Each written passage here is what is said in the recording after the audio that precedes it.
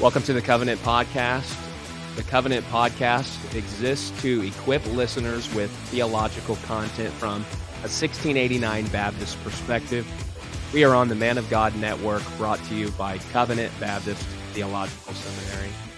And in this conversation, we're really excited to talk about a particular Baptist that has not gotten much attention, or at least perhaps not as much attention as we would hope for. And our brother, Matt Reynolds, has joined our conversation today to talk about the spirituality of William Ward. So welcome to the show, brother.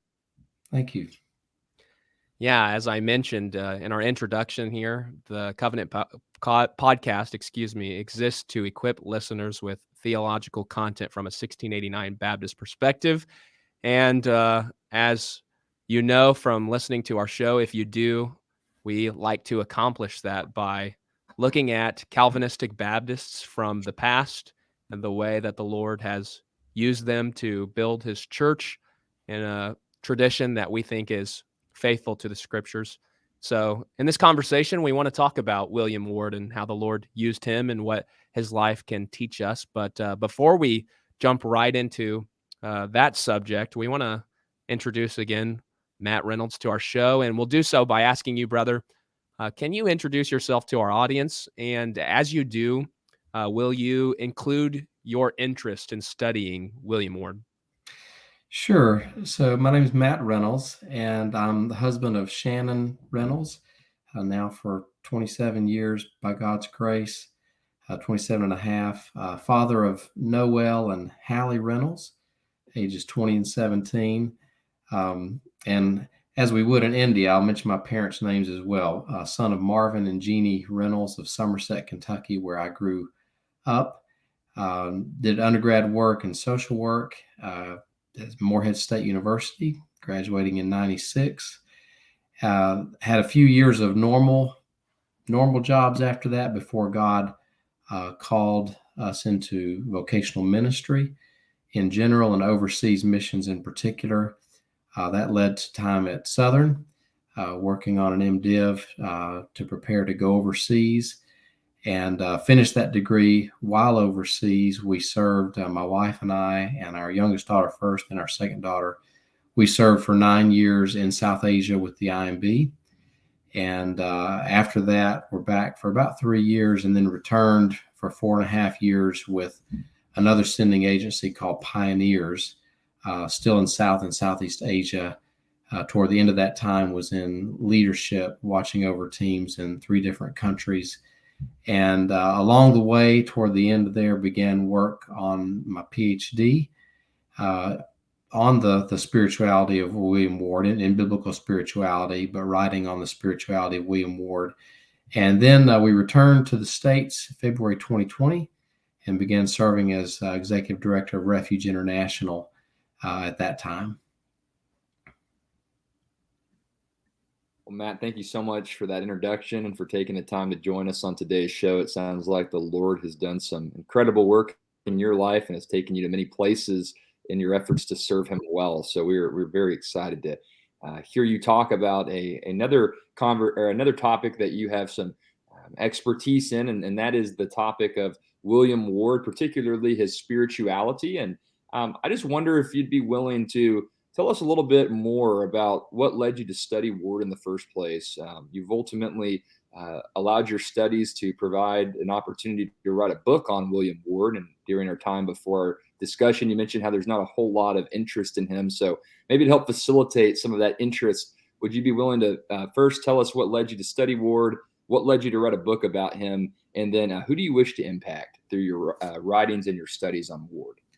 Sure. So initially, I was not interested in writing about William Ward. My initial interest was just something Puritan related. I've always loved the Puritans, and they've helped me understand my own conversion, better. And that was the general thought that I brought into things. But then as I got into the program, like so many, all I'd heard of was William Carey. And so I thought, well, I'll write on William Carey. But then it was my advisor, Dr. Michael Haken, who introduced me to William Ward and basically encouraged me to write on him because he was so instrumental in the Serampore mission, in the Serampore trio, but no one had heard of him. And so yeah, it was largely Dr. Haken's suggestion.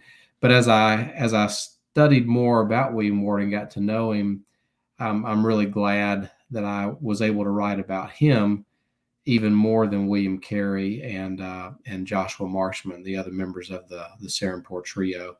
I think, should I go ahead and comment on the scope of the book and who I had in mind as I wrote? Oh, absolutely. Absolutely. Okay. We'd love to hear that.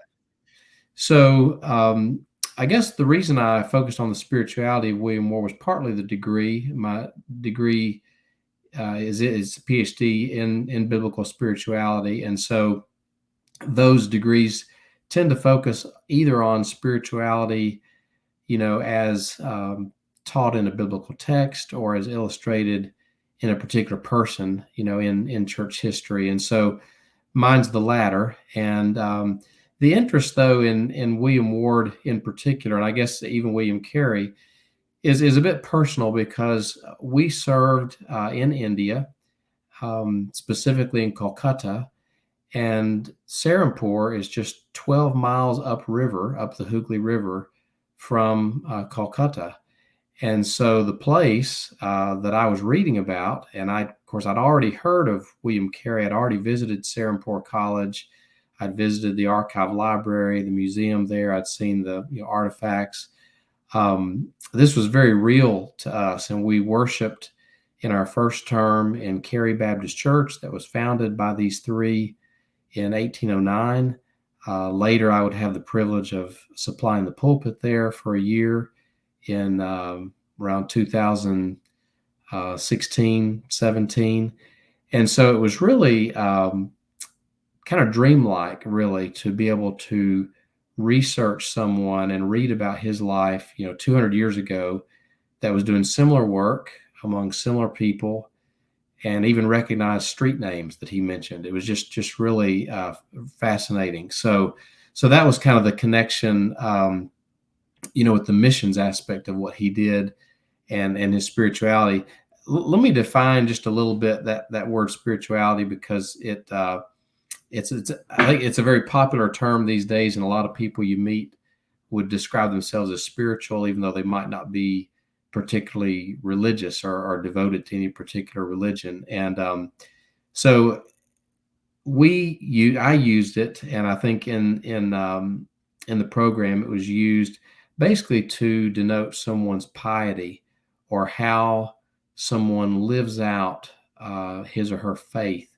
And so in the case of William Ward, or Christian spirituality, it's basically how a person lives out his or her faith in Christ Jesus. And so that's really the scope, the broad scope of William Ward's work. And in general, in particular, I focused a lot on his theology, the theological background that shaped him, the church history background that shaped him and gave rise to his beliefs, which gave rise to the way he lived his life and went about his role in the Serampore mission. And just briefly to kind of set the backdrop for the biography, I think that I'm supposed to share in just a little bit. It really was the work focuses. It's really kind of an intersection of church history, of theology, and missions. That's really the composition of the work. I mean, it's his spirituality, but it focuses on those three subjects in depth. And so when you think of church history and William Ward, you're looking at the spiritual church history as his spiritual development took place in England, which had been shaped in the immediate past by the Great Awakening, preachers like George Whitefield, John Wesley, and before that by particular Baptist forefathers like John Fawcett at the seminary home where he studied at Ewood Hall, Robert Hall, even John Gill, and before that, his Puritan forefathers.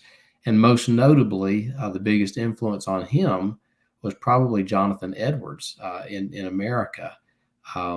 He influenced the Particular Baptist quite a bit and helped to remove some of the hurdles of high Calvinism that really were impeding missions in that day. And of course, before that, reformers like John Calvin and the Protestant Reformation in general.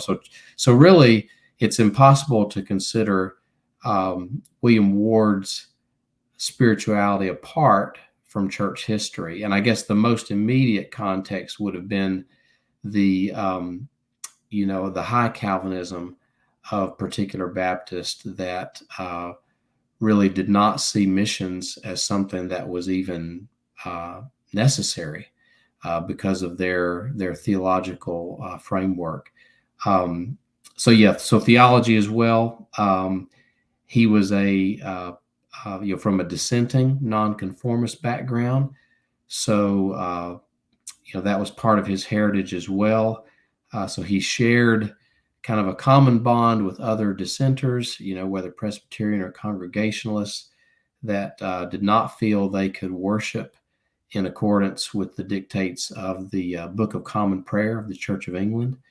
And he was a Particular Baptist. That was part of his heritage, that as opposed to General Baptist. So they did adhere to the doctrines of grace. They believed those, and as opposed to General Baptist right there in England. And in terms of missions, even though they were pioneers for sure, William Carey's often regarded as the father of modern missions. And so he went in 1793 to India. William Ward and Joshua Hannah Marshman, and others followed in 1799. There was one other that followed midway between, I believe, John Fountain. But they were very much pioneers in their own right. Many in the modern missionary movement in a Protestant sense followed them, but even they built on the shoulders of the Moravians before them. So all of that kind of comes, that's kind of the context that William Ward grew up in, and was called to ministry in, called to missions in, and did ministry in. With that background and that backdrop that you have provided, can you now give us a biographical sketch of William Ward himself? Sure. And I'll just mention, for those that would want to, let's see, I don't know if I can, if I type a website into this chat, will that show up or no? No, I don't believe it will. Okay. Well, I'll just mention it for what it's worth. So, William Carey University in Hattiesburg, Mississippi, maintains a site. It's called the Center for Study of the Life and Work of William Carey. So, no surprise, since that's the name of the school. But on that site, there is significant information about both Joshua Marshman and William Ward. And so if you go to that site, it's www.wmcarey.edu/Carey, Carey. And then if you add another /WM Ward, then you'll be to the page on William Ward. And they have a nice chronology there, a really detailed chronology that you can view, and I believe click on it. It takes you to even more information. But I'll give a brief overview. So William Ward was born October 20th, 1769, and lived to let's see, let me get this date here. Lived to March 7th, 1832. So 1769 to 1832. His life really breaks down into three periods. The first is basically his birth until he went to Serampore, India. That's roughly 1769 to 1799. Then from the arrival in Serampore until the time when Andrew Fuller passed away in 1815. So that period, 1799 to 1815, you could call a period of favor with the Baptist Missionary Society back in England. And then the period of time from 1815, when Andrew Fuller died, until 1823, when William Ward passed, was really a period of controversy or tension with the sending agency back in England. So I'll try to give just a little more detail about each of those. William Ward was not from a Baptist background. We really don't have a lot of information about his religious upbringing, except that he was reared with religious education, largely by his mother. His father, Thomas, was a farmer, and his mother's name was likely Anne Fletcher, but it's not recorded in print. There are records of Ward mentioning his religious upbringing by his mother, but she was a Methodist and not a Baptist. So she sought to give Ward, a godly upbringing. But there's really not a lot more about, not even about his conversion to faith in Christ. It's really just not a lot of information there. But after a basic education, probably around when he was barely a teenager, maybe 13 or 14 years old, he apprenticed under John Drury in printing. And so this was to be his trade, which he took to India, where he printed the Bible, at least portions of it, in over 20 different languages. So he was an editor eventually of the Derby Mercury in Derby, England, where he was born. Later for the Hull Advertiser and Exchange Gazette. And in that day, editors often wrote pieces also. And so Ward had power through his editor position.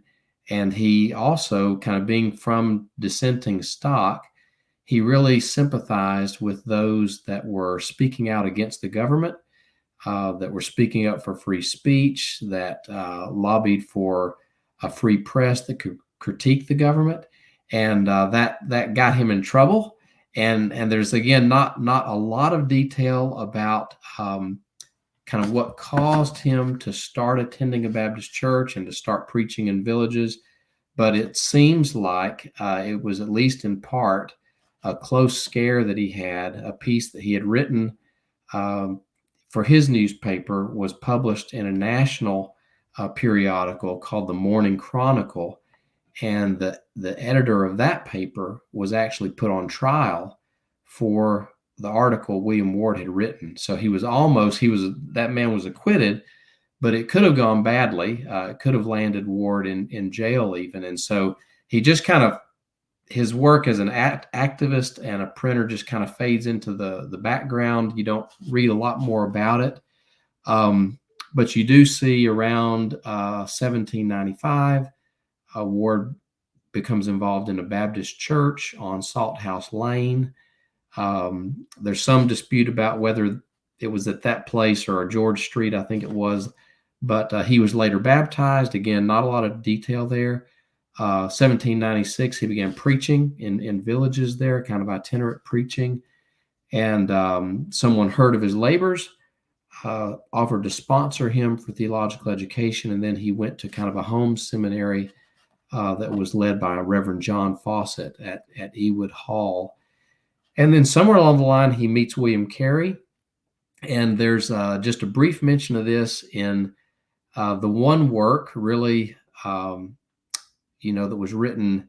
There are a few magazine articles written before my work in the 70s, 1970s, 1980s by Christopher Smith and Daniel Potts. And apart from that, there's really not much. You have to go all the way back to his memoir that was written by Samuel Stennett in 1825. And his memoirist, Samuel Stennett, surmises that he must have met William Carey. I guess he had heard him mention a meeting with William Carey, and records that William Carey, when he met William Ward, heard about his printing trade and told William Ward that they could use a person of your business to enable us to print the scriptures, and actually expressed his hope to Ward that he would follow him someday.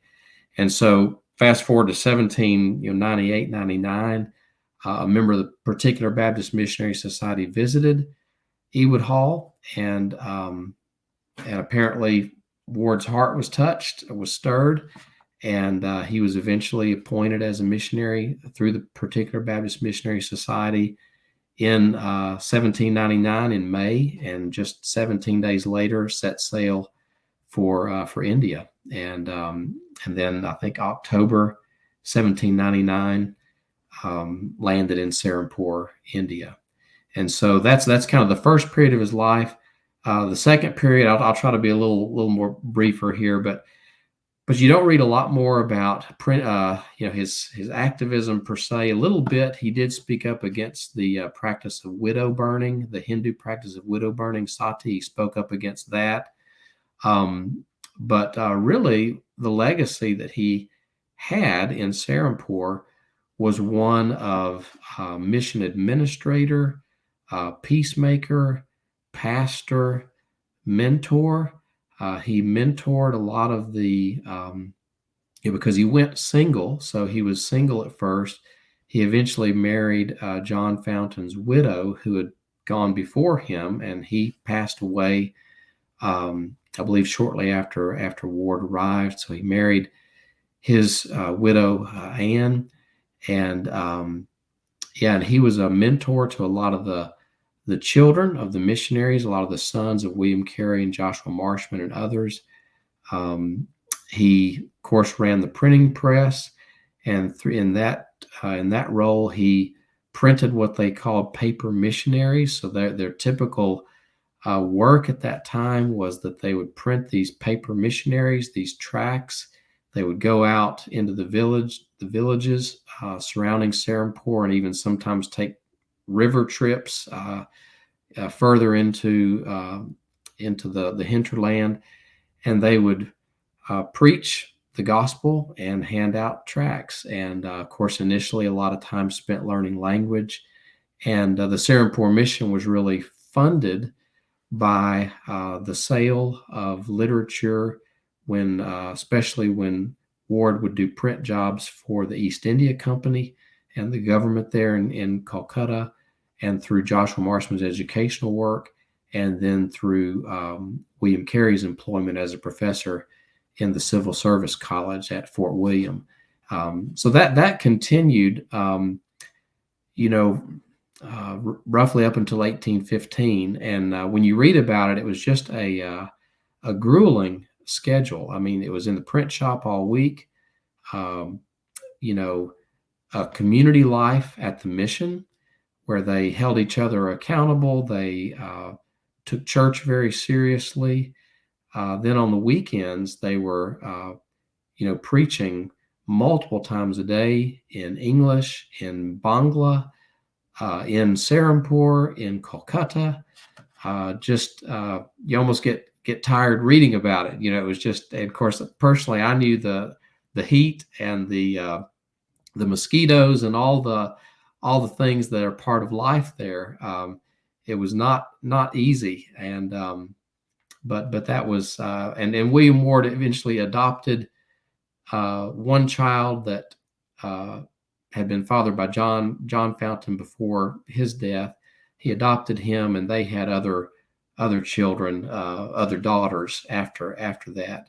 And then the period from 1815 on to his death, that's painful to read about just because of the controversy.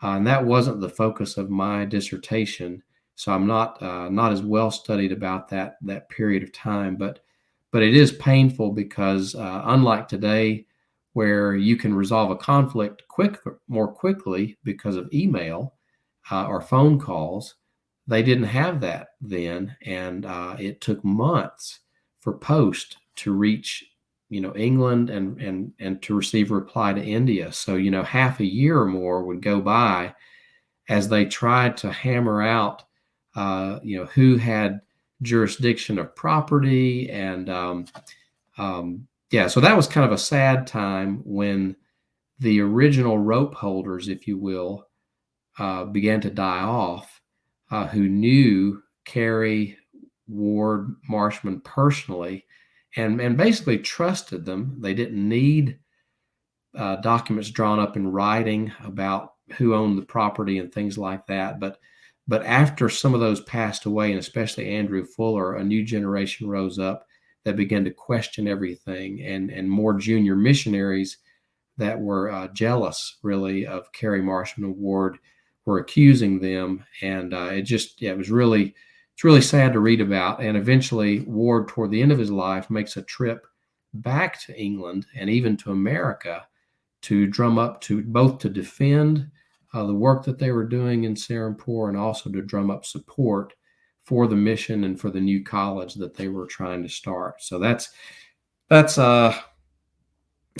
brief, and maybe even that's too much detail, but that's a little bit about William Ward's biography.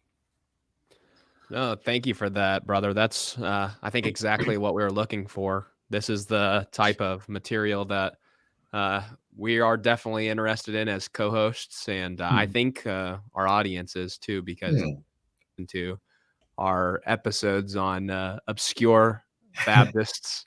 And so we're thankful that you have taken the time, research information about his life. And we not only want to talk about the details of his life, but we want to, if you will lead us on this, make some applications from William Ward to help us continue to persevere in the faith. So our next question for you is, what does William Ward have to teach us about spirituality? You previously had given us a helpful definition about what spirituality is, but we want to learn now what Ward teaches us about spirituality, and more specifically, what practical lessons can we learn from his life? Sure. Yeah. In studying William Ward's life, there were four themes or strands of his spirituality that really emerged as prominent. The biggest one was love, and I say this because this was how he was regarded by his colleagues and others that he interacted with in the larger ecumenical circles there in Calcutta and Serampore, and also just the community there in Calcutta. So love, humility, prayer, and usefulness. So these are all prominent themes in his spirituality. As far as practical lessons from his life, I think the thing that stands out really from start to finish is kind of what was his strength is probably the same reason that has been overlooked. So, for example, if you have a David Livingston or a William Carey or even an Adoniram Judson, some of these that are first to go, those make good stories, because they're pioneers. They're the first to go, and in many cases, they had kind of an adventurous spirit, and also, in Judson's case, the suffering that he endured for the sake of the gospel, and just the movie-like drama that took place, in the preservation of that Bible that he translated. With William Ward, though, he is the kind of person that is easily forgotten in history, but at the time that history was being made, you would not have had a Serampore mission without William Ward, because William Ward was the administrator that kept everything running behind the scenes. And we've seen this personally, from being overseas. Sometimes those very bold personalities are also some of the most difficult to get along with. And so I think that was probably the case with Joshua Marshman. Joshua Marshman was, on the one hand, very bold and evangelistic, but on the other hand, very abrasive, ill-mannered even at times, did not make a good name for himself with the British, who were in power and may not have shared his convictions. He would have gotten along well with those that shared his convictions to a T, but he was ready to debate anything with anyone who didn't share those same convictions. Ward, on the other hand, was much more of an Irenic, personality. He sought ways to find common ground. Ward, probably more than any of the others, just really reveled in the fellowship that they had with their Anglican brethren. Early on, Claudius Buchanan, David Brown, these were chaplains in the East India Company that I believe, if I'm remembering rightly, had been appointed by John Newton. So there was a tie even with John Newton, who wrote Amazing Grace. William Ward actually brought a letter of recommendation from John Newton to introduce themselves, to these brothers in Calcutta. It's fascinating. And William Carey even was mentored, participated in a breakfast group that Newton had back in England before he set sail for India. But they had this really, and this happens a lot on the mission field nowadays too. If you're one of the only Christians in a frontier mission field, you find yourselves willing to fellowship with and even partner with people that maybe in the States you didn't, because you had more of your own specific camp, around you. And so that was certainly the case with Ward. He really, just to give one example, he and Marshman differed on their view of communion.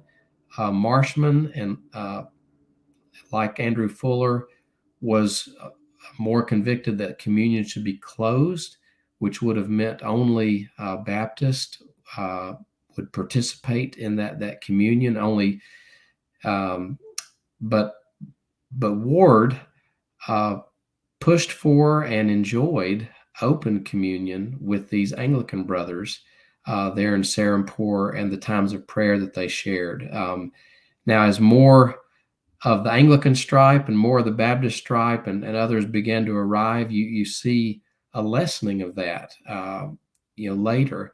But initially, Ward was really, just of a very warm-hearted stripe that really paved the way for good relations. He was also, a compromiser in a good way, I'll say, not a compromiser in terms of his faith, but when there were a few different incidents throughout the history of the mission where they fell out of favor with the British East India Company. And of course, the British East India Company could send them home if they wanted to, and or they could make life difficult for them at Serampore. They could seize their printing press, which they did at one time. But Ward was the one, again, that kept his head and found a way forward, and could be tactful in his speech and not alienate the other side. So that's I think just the effect that his life had. Also, the loving aspect, the humble aspect of his personality and his spirituality meant that he was widely well regarded as a pastor and just a friend there in Calcutta, and many of the junior missionaries really owed their own growth in Christ and holding to the faith, to William Ward's influence.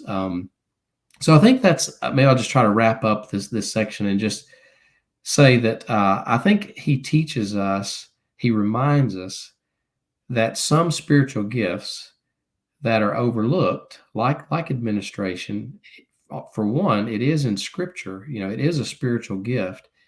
And he reminds us that not many churches, not many missions do very well, or at least don't do well for very long without someone of that gifting. And so I think a study of William Ward and becoming familiar with him is important, because it just it corrects our myopic view of spiritual gifts, even, and reminds us that heroes of the faith are not necessarily the ones with the loudest mouths, all the time. That William Ward has a real place in the heroes of the faith.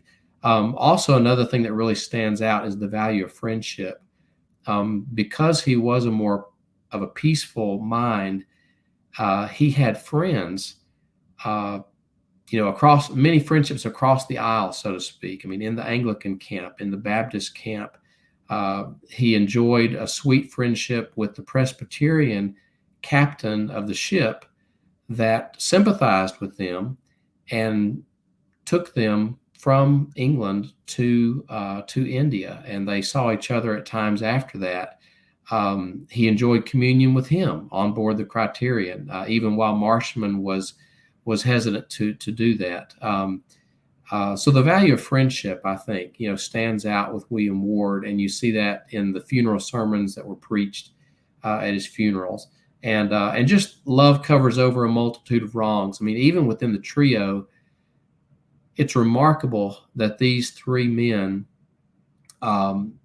maintained harmonious relationships over the period of 23 years. I mean, it's remarkable that they stayed alive that long, in that climate in India at that time when other colleagues did not live that long. But I think partially because of the hardships they endured, because they were there together at the founding time of the mission, they just formed inseparable bonds that even personality differences and quirks and foibles didn't separate. And so that's another thing that just stands out, that an effect of his spirituality was that those guys continued to get along and work together and enjoy each other's fellowship over 23 years. This has been a fascinating discussion on the life, theology, and spirituality of William Ward. And Matt, for those of us like me who are not as familiar with this figure from Baptist history, would you be willing to share any key quotes or excerpts from Ward that illustrate his spirituality? You mentioned 4 strands of spirituality in response to our previous question. Do you have any insights from Ward that you can share to flesh that out for our listeners today? Sure. Yes, I was looking back to see that there were so many precious quotes, and one, and I will share a couple. One aspect of Ward's personality that really you see more and more as you read his journal, and that was one of the main sources for my dissertation, was his journal that he kept day by day from about 1799 to about 1811. It's the primary source. He sent material from it back to England to Andrew Fuller, who would edit it and then put it in the periodical accounts and then sell subscriptions. But the original source was the journal.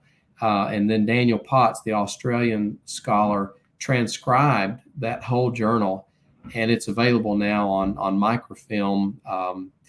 One place is the Southern Baptist Theological Seminary Library. The archives of the BMS are on microfilm there, including Potts's transcription of the William Ward's journal. But you really see his personality come out, and he really had a wit about him. And sometimes it was kind of good-natured ribbing of his colleagues, but he was really funny. And so I put an appendix in my dissertation called "The Winsome Wit of Ward," and there's a lot of good quotes there about how it was no big thing to baptize in water that where someone had been swallowed by an alligator, not long before, just all kinds of crazy stuff. But let me just, this is I'll just read a little bit from my dissertation here, including a quote here. Of all of Ward's spiritual traits, love reigns supreme. As his former Ewood Hall fellow surveyed Ward's letters, he concluded that, and this is a quote, a spirit of Christian love breathed through all his writings and marked all his conversation and demeanor. He was gentle and unassuming, though firm in his sentiments, and holding no truth with a loose hand. He was never dogmatical. His disposition was naturally kind. The love of Christ was the predominant affection in his heart, and the glory of God and the good of immortal souls, the great aim of all his actions. And then Ward, concerning his own estimation of love as compared with other doctrines, he counted it the centerpiece of his personal creed. And of course, this is not all that Ward wrote. So you'll hear this and you might think, whoa, where was Ward on the theological map? But this is just one quote, okay? But he says, the doctrines of the love of God, the atonement, the resurrection, and kingdom of Jesus are, I trust, more and more precious to me. My views of them are more consoling, my faith in them more solid, and my peace and joy more regular.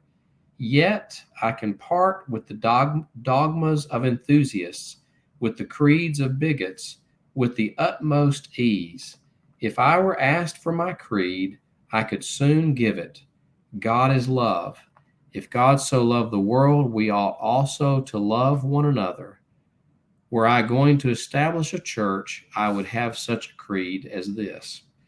So, again, he was not quite as particular as Marshman, but really majored on the love of God in Christ. So those are just a couple of quotes.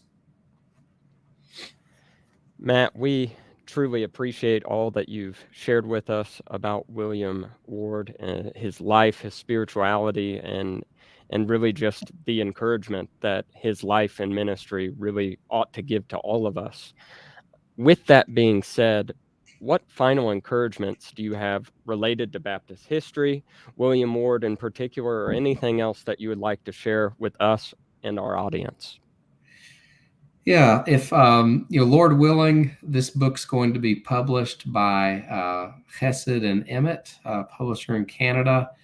It's I'm not sure exactly when that's going to be. There's still some edits being made, but when it comes out, I encourage you to read it. I think that William Ward is worthy of reading, and for those that have an interest in diving a little deeper. We do live in a special age, being the digital age. Many original works, and I'm talking about letters, journals, funeral sermons. It's amazing how much from 200 years ago is available on Google Books.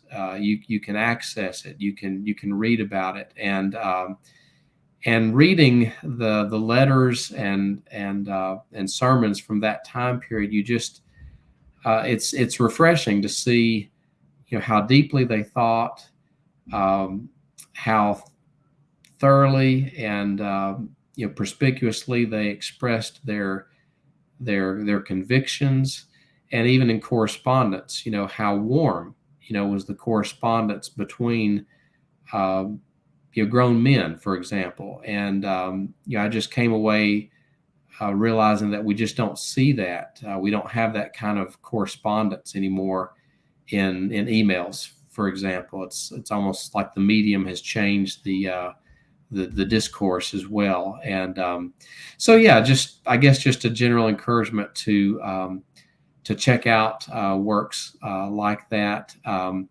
There really aren't a lot of others about William Ward, except that you can find his memoir by Samuel Stennett, The Life of William Ward.